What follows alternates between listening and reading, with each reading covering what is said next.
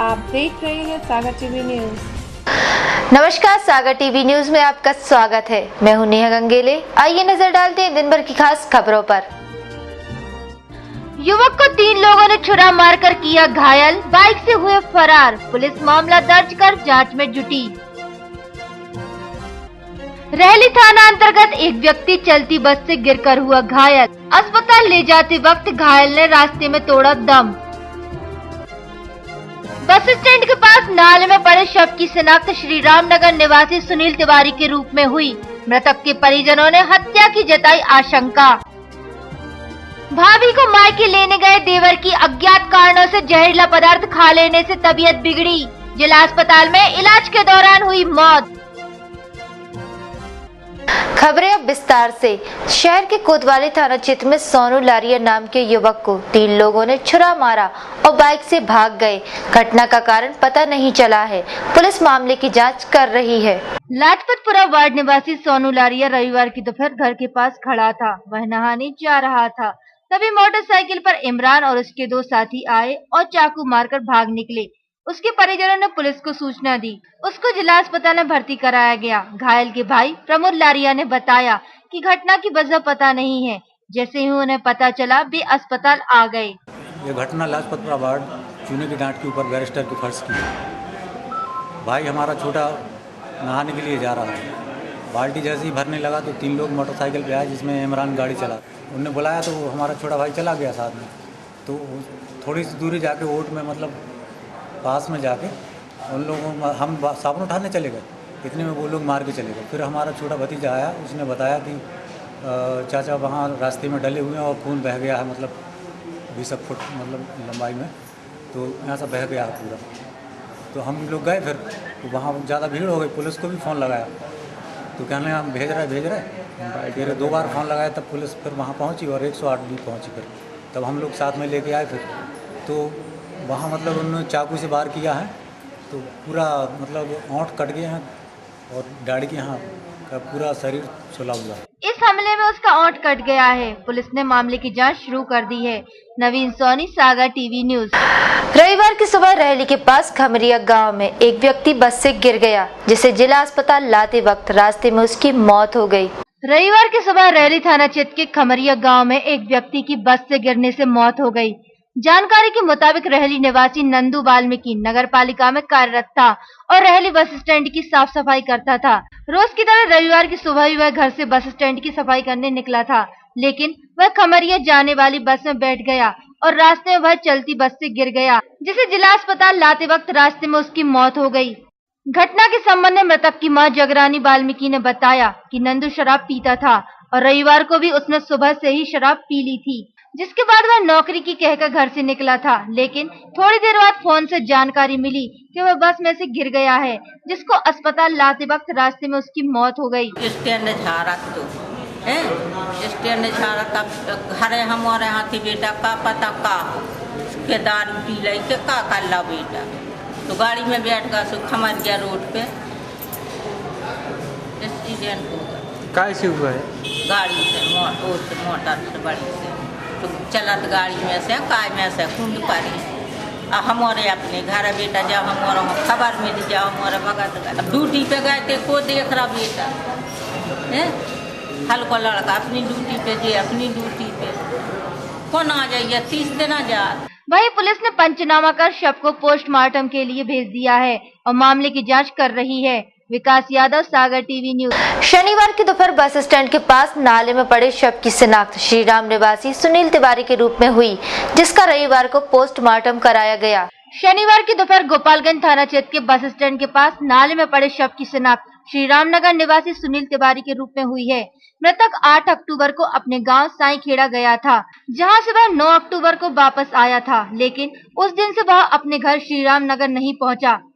जानकारी के मुताबिक मृतक सुनील तिवारी का पिछले कुछ दिनों पहले किसी से विवाद हुआ था, जिसको लेकर मृतक के परिजनों ने हत्या की आशंका जताई है।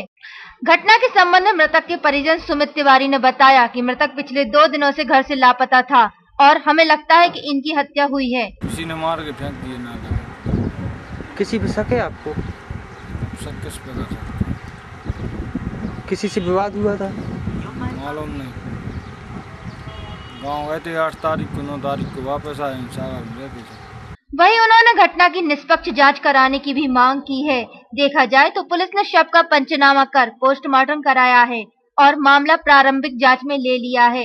विकास यादव, सागर टीवी न्यूज। मकरोनिया स्थित दीनदयाल नगर में सड़क नालियां ना होने से घरों से निकलने वाला नालियों का पानी सड़कों पर भरा रहता है, जिससे स्थानीय लोगों को काफी परेशानियों का सामना करना पड़ रहा है। आप अपने टीवी स्क्रीन पर जो नाले जैसा पानी भरा देख रहे हैं, ये कोई नाला नहीं है, ये मकरोनिया इलाके के दीनदयाल नगर की सड़कें हैं। आपको भले ही भरोसा ना हो, मगर इन सड़कों पर जो पानी भरा है वह घरों से निकलने वाली नालियों का पानी है, जो इस तरह सड़कों पर भरा ही रहता है। और इसका कारण है इस क्षेत्र में सड़कों और नालियों का ना होना, साथ ही यहाँ खम्भों पर स्ट्रीट लाइट ना लगे होने से स्थानीय लोगों को काफी दिक्कतों का सामना करना पड़ता है। इस संबंध में स्थानीय नागरिकों ने बताया कि इस बस्ती को आबाद हुए करीब 15 से 20 साल हो गए हैं। यहाँ जनप्रतिनिधि केवल वोट मांगने भर आते हैं और बड़े बड़े वादे करके 5 साल के लिए गायब हो जाते हैं। वार्ड की इस समस्या के संबंध में वे अपने इलाके के जनप्रतिनिधियों से कई बार कह चुके हैं, मगर कोई सुनवाई नहीं हो रही है। इसमें हमें 10 साल हो गए हैं। 10 साल में हमने कभी ना तो नाली की कोई व्यवस्था मतलब सफाई हुई है, ना सीवर लाइन की व्यवस्था हुई है। बहुत परेशान है आगे हम लोग मोहल्ले वाले। और पानी तो ऐसा आता है कि जैसे सीवर लाइन की कोई लाइन मिलती, मतलब इतना गंदा लीकेज होता है। कई बार शिकायत हाउसिंग बोर्ड अधिकारियों को शिकायत कर चुके और अभी भी लिखित में हम रोज 2-4 दिन में हम फोन लगा रहे हैं, कोई सुनवाई नहीं। तो यहाँ शाम को 7 बजे के बाद आओ तो ऐसा अंधेरा छाया रहता है कि इसमें कई बार तो लोग गिर पड़े। हेमंत रेकवार के साथ ब्यूरो से संतोष सोनी, सागर टीवी न्यूज। अपनी भाभी को उसके मायके लेने गए देवर ने अज्ञात कारणों से जहरीला पदार्थ खा लिया, जिसके बाद अचानक उसकी तबीयत बिगड़ने लगी और उसे जिला अस्पताल में भर्ती कराया गया, जहां उसकी मौत हो गई। सारोदा थाना अंतर्गत परसौरिया गांव में अपनी भाभी को लेने गए देवर की अज्ञात कारणों से जहरीला पदार्थ खा लेने से तबीयत बिगड़ने लगी, जिसके बाद उसे इलाज के लिए जिला अस्पताल में भर्ती कराया गया था, मगर रविवार को दोपहर में उसकी मौत हो गई। मृतक के परिजन हीरा लोधी ने बताया कि शनिवार को सीताराम अपनी भाभी को लेने उसके मायके परसौरिया गया हुआ था, जहां खाने के बाद उसकी तबीयत बिगड़ने लगी और उसे अस्पताल लेकर आ गए। ने जी बताया फोन पे हो के हम परसौरिया गए थे, लोहावे के इलाज है। किसको? सरोज के इलाज है। सरोज कौन है? इनकी भाभी है। और क्या? हाँ। तो इनने ये बताया कि हमें भाभी ने जहर दे दो और 108 बार मतलब फोन लगा था उसमें, यार ले आए जी। हाँ। क्या पुराना विवाद था क्या पहले से? पुराना इनको विवाद जी अपन नहीं है जानकारी, ये खुद बता। फिलहाल पुलिस ने मर्ग कायम कर शव को पोस्टमार्टम के लिए भेज दिया है और मामले की जांच शुरू कर दी है। नवीन सोनी, सागर टीवी न्यूज। रविवार को आर्ट ऑफ लिविंग संस्था द्वारा जिला अस्पताल के ब्लड बैंक में रक्तदान शिविर लगाया गया, जिसमें करीब 40 लोगों ने अपना रजिस्ट्रेशन कराया। रविवार की सुबह जिला अस्पताल के ब्लड बैंक में आर्ट ऑफ लिविंग संस्था द्वारा रक्तदान शिविर आयोजित किया गया, जिसमें करीब 40 लोगों ने अपना रजिस्ट्रेशन कराया और ब्लड डोनेट किया।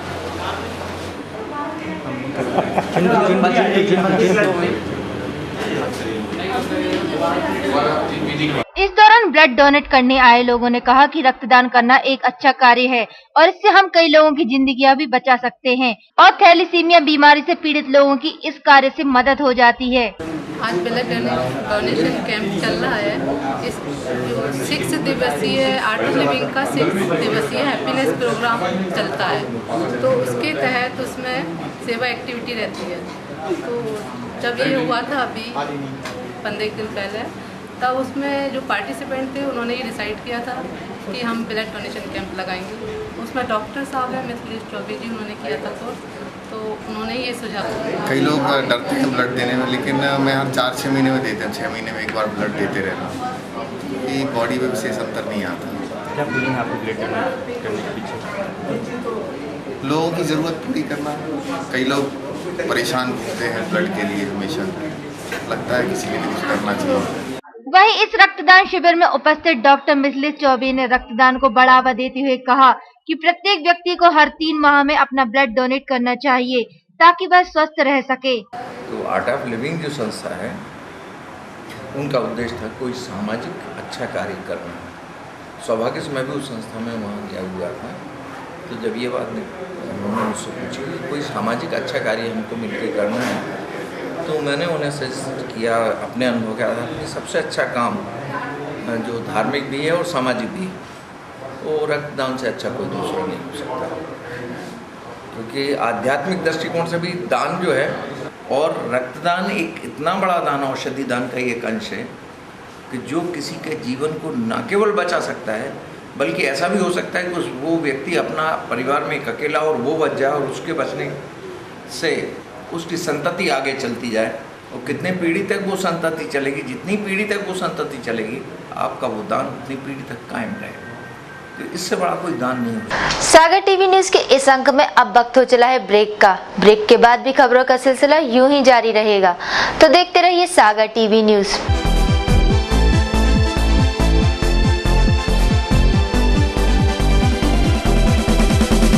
गुरु ब्रह्मा गुरु विष्णु गुरुर्देवो महेश्वरा गुरु साक्षात परब्रह्म तस्मै श्री गुरुवे नमः। ओम श्री कुबेराय नमः। गुरु जी का संदेश कुबेर भगवान की जय। ओम श्री कुबेराय नमः। गुरु जी का संदेश कुबेर भगवान की जय। भगवान कुबेर जी की कृपा से हमारे परम श्रद्धेय कुबेर महाराज कलयुग में होने वाली असाध्य बीमारियों जैसे कैंसर, हृदय रोग, मधुमेह और शराब के नशे जैसी बुरी लतों को गुरुजी द्वारा जड़ी बूटियों के द्वारा बनाए हुए जल मात्र पीने से ही ठीक हो जाती हैं। घर के क्लेश, दरिद्रता मिट जाती है एवं बेरोजगारों, शिक्षित को नौकरी मिल जाती है एवं व्यवसाय के साधन उपलब्ध होते हैं। गुरुजी की बनाई हुई कुंडली से युवक युवतियों के रुके हुए विवाह शीघ्र हो जाते हैं। संस्कारवान वर वधु की प्राप्ति होती है। कलयुग के सभी कष्टों से मुक्ति के लिए परम श्रद्धेय कुबेर महाराज 2 गुरुवार के व्रत करने का कहते हैं। गुरुजी से मोबाइल पर संपर्क करें 07566547008। गुरुजी से बात करने का समय दिन गुरुवार, बाकी दिन रात्रि 10 बजे से। गुरुजी द्वारा स्थापित किए दंड के दर्शन करें और अपनी मनोकामना वहां रखी हुई पुस्तक पर अवश्य लिखें। स्थान त्रिशक्ति सिद्धेश्वर मंदिर, बाईसा मोहल्ला, सागर। गुरुजी से संपर्क न हो तो कृपया इस मोबाइल नंबर पर संपर्क करें। टेंशन भरी लाइफ में कैसे मिलेगा रिलैक्स? कैरियर को लेकर अगर हो रही है चिंता तो कौन दिखाएगा सही रास्ता? कैसा रहेगा आज आपका दिन और क्या रहेगी ग्रहों की चाल? खाना खाने का और खिलाने का अगर रखते हैं शौक, कैसे बनाएंगे अपनी रसोई को बेहतर? और जब घर बैठे करना हो तीर्थों के दर्शन और ईश्वर की भक्ति में डूबने का हो पूरा मन, तो फिर देखिए सागर टीवी न्यूज पर 6 नए कार्यक्रम।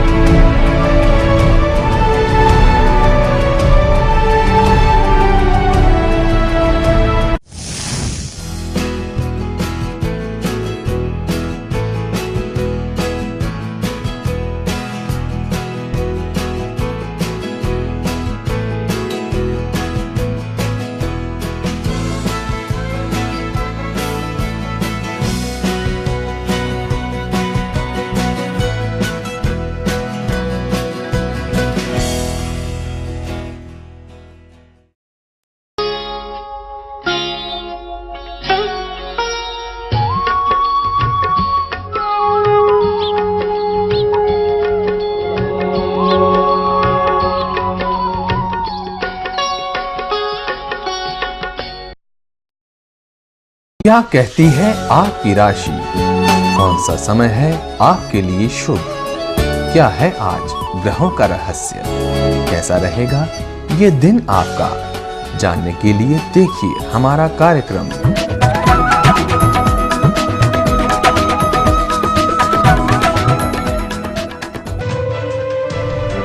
सागर की खबरों को अब आप मोबाइल पर भी देख सकते हैं। आज ही अपने एंड्रॉइड मोबाइल के प्ले स्टोर और विंडोज मोबाइल के ऐप स्टोर में जाकर फ्री इंस्टॉल करें सागर टीवी न्यूज ऐप। इसके अलावा आप सागर टीवी न्यूज की खबरें YouTube और हमारी ऑफिशियल वेबसाइट www.sagartvnews.com पर भी देख सकते हैं। सागर की खबरों के लिए जुड़े रहिए सागर टीवी न्यूज के साथ।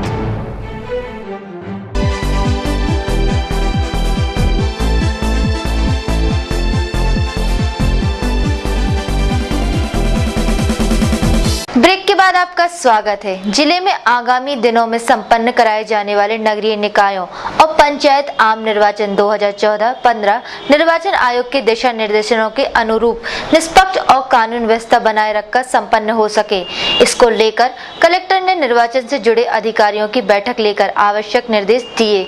जिले में आगामी दिनों में संपन्न कराए जाने वाले नगरीय निकायों और पंचायत आम निर्वाचन 2014-15 निर्वाचन आयोग के दिशा निर्देश के अनुरूप निष्पक्ष और कानून व्यवस्था बनाए रखकर संपन्न हो सके, इसको लेकर कलेक्टर अशोक कुमार सिंह ने निर्वाचन से जुड़े अधिकारियों की बैठक लेकर आवश्यक दिशा निर्देश दिए। रविवार को स्थानीय कलेक्ट्रेट में संपन्न निर्वाचन संबंधी बैठक में कलेक्टर अशोक कुमार सिंह ने कहा कि नगरीय निकायों के मद्देनजर सभी नगरीय निकायों में संबंधित क्षेत्र का निरीक्षण करके प्रतिवेदन देवें कि वे अपने क्षेत्र में चुनाव सभाओं और नुक्कड़ सभाओं के लिए तथा अस्थायी हेलीपैड कहां बनाएंगे और इन स्थानों को पहले से चयनित कर जिला कार्यालय को अवगत कराएं। उन्होंने कहा कि सभी जिले में तैयार कम्युनिकेशन प्लान के अंतर्गत 106 मतदान केंद्रों को शैडो क्षेत्र प्रदर्शित किया गया है। इसके लिए कम्युनिकेशन प्लान का पुनर्सर्वे कराया जाए। कलेक्टर ने कहा कि दोनों चुनावों में स्ट्रांग रूम संबंधित क्षेत्र के तहसील मुख्यालय में बनाए जाना है, इसलिए संबंधित एसडीएम, एसडीओपी व लोक निर्माण विभाग का एसडीओ आवश्यक सुरक्षा को ध्यान में रखकर स्ट्रांग रूम स्थापित करने का चयन करे और संयुक्त हस्ताक्षर से प्रतिवेदन दे। कलेक्टर ने जुलूस सभा स्थल और हेलीपैड आदि के संबंध में अनुमतियां देते समय पारदर्शिता बरते जाने के निर्देश दिए और फर्स्ट कम फर्स्ट सर्व के नियम का पालन करने की हिदायत दी। उन्होंने प्रतिबंधात्मक कार्यवाही के संबंध में समझाइश दी कि यदि पिछले चुनाव के दौरान की गई कार्यवाही से आपराधिक पृष्ठभूमि के व्यक्ति की प्रतिबंधात्मक अवधि समाप्त हो गई है तो संबंधित क्षेत्र के पुलिस अधिकारी के माध्यम से पुनः कार्यवाही प्रस्तावित की जाए।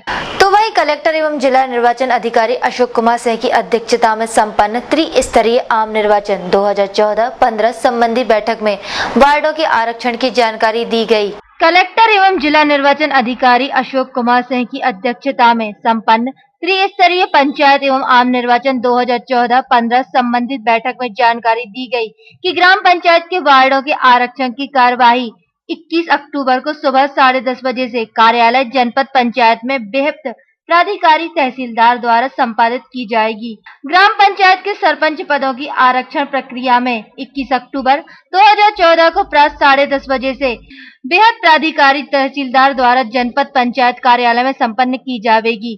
जनपद पंचायत के सदस्य पद हेतु जनपद क्षेत्र का आरक्षण संबंधित अनुविभागीय अधिकारी के द्वारा कार्यालय अनुविभागीय अधिकारी राजस्व में 24 अक्टूबर को सुबह 10:30 बजे संपादित की जाएगी। जिला पंचायत के सदस्य पद हेतु जिला पंचायत के निर्वाचन क्षेत्रों के आरक्षण की कार्यवाही कलेक्टर प्राधिकृत अधिकारी द्वारा 24 अक्टूबर 2014 को प्रातः 10:30 बजे से कलेक्टर सभा कक्ष सागर में संपादित होगी।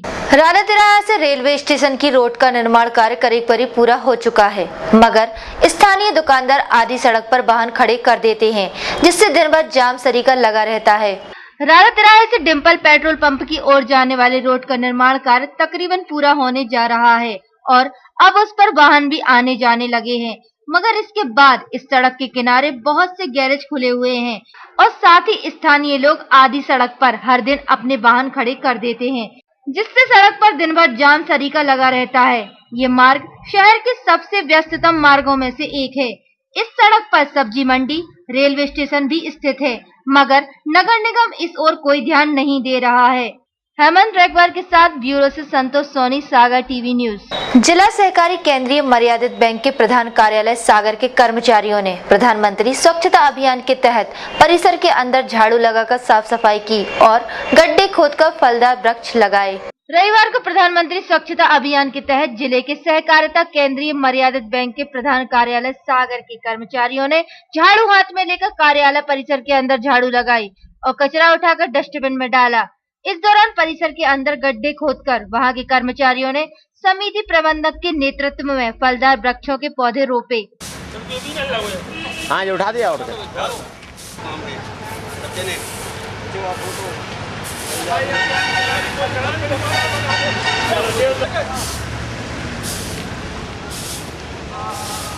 परिसर के अंदर सफाई कर रहे सहकारी समिति टड़ा के प्रबंधक बीबी पांडे ने बताया कि वे सभी कर्मचारी महाप्रबंधक के नेतृत्व में सफाई अभियान चला रहे हैं। जिला सहकारी केंद्रीय बैंक के प्रधान कार्यालय सागर में हमारे महाप्रबंधक महोदय श्री कन्नौजिया जी के नेतृत्व में आज यहाँ सफाई अभियान चलाया गया। इस संबंध में एक और कर्मचारी आरसी गुरु ने बताया कि साफ सफाई रखना और वृक्षारोपण करना हमारी संस्कृति का अहम हिस्सा है। इसी को लेकर आज सफाई के साथ वृक्षारोपण भी किया गया। स्वच्छता अभियान चल रहे हैं, उसको देखते हुए मानव का सबसे बड़ा कर्तव्य होता है कि वो जहाँ भी रहे एक छाप छोड़े। तो स्वच्छता के साथ साथ आज हम लोगों ने फलदार पेड़ों को लगाया है, क्योंकि फलदार पेड़ जीवन तो देते ही हैं, साथ ही जीवन को आगे बढ़ाने के लिए भी साधन। अपना तन मन धन से सहयोग किया है और इस परंपरा को हम ये चाहते कि हमारे साथी और आने वाले लोग इससे प्रेरणा लें और साथ ही इस चीज़ को, जैसे हमारे पूर्वजों ने यहाँ लगाए पेड़, देखिए आप जामुन के बहुत अच्छे पेड़ लगे हैं, आम के पेड़ लगे हैं, और इसी परंपरा को आगे बढ़ाएं जिससे हम लोगों को भी काफ़ी खुशी हो और आगे भी लोग इस परंपरा को हर मौसम में रखें और इसको एक बैंक के साथ साथ एक फलदार वृक्षों का। कैमरामैन नवीन के साथ संतोष सोनी, सागर टीवी न्यूज। रविवार को मौसम में सुबह के वक्त हल्की ठंडक होने के बाद दिन भर गर्मी और उमस का दौर चलता रहा। शाम होते होते तापमान में गिरावट दर्ज की गई। दिनों दिन मौसम में बदलाव महसूस किया जा रहा है। इन दिनों जहां सुबह के वक्त माहौल में हल्की हल्की ठंडक आ जाती है, तो दिन भर तेज धूप और उमस के साथ बीतता है। हवाओं में भी नमी का घटना बढ़ना जारी है। शाम होने तक जरूर मौसम सुहावना होने लगता है, मगर इसका असर आम जनजीवन पर नहीं पड़ रहा है। उनकी दिनचर्या जस की तस है। तो वहीं बंगाल की खाड़ी में उठने वाले तूफान का असर आने वाले वक्त में शहर पर भी देखा जा सकता है। इसके लिए भारतीय मौसम विभाग ने पहले से ही चेतावनी दे दी है। रविवार को शहर का अधिकतम तापमान 33 डिग्री सेल्सियस दर्ज किया गया, जो सामान्य से 2 डिग्री सेल्सियस अधिक दर्ज हुआ। तो न्यूनतम तापमान 19 डिग्री सेल्सियस रहा। सुबह के वक्त जहां हवा 55% नमी मापी गई थी, वह शाम तक घटकर 35% ही रह गई। संतोष सोनी, सागर टीवी न्यूज। इसी के साथ सागर टीवी न्यूज का यह बुलेटिन यहीं समाप्त होता है। मुझे दीजिए इजाजत। नमस्कार।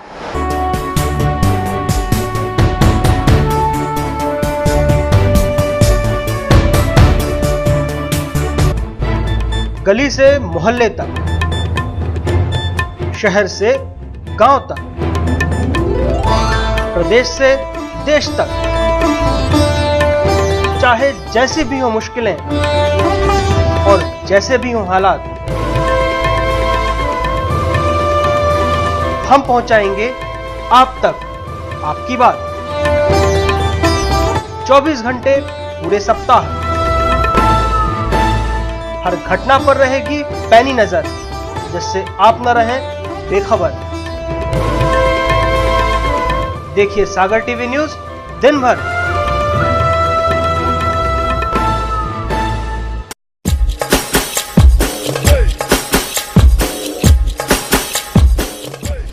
विज्ञापन ही व्यापार का आधार है। सागर के नए न्यूज चैनल सागर टीवी न्यूज में विज्ञापन देने के लिए संपर्क करें 470777 9301 532155।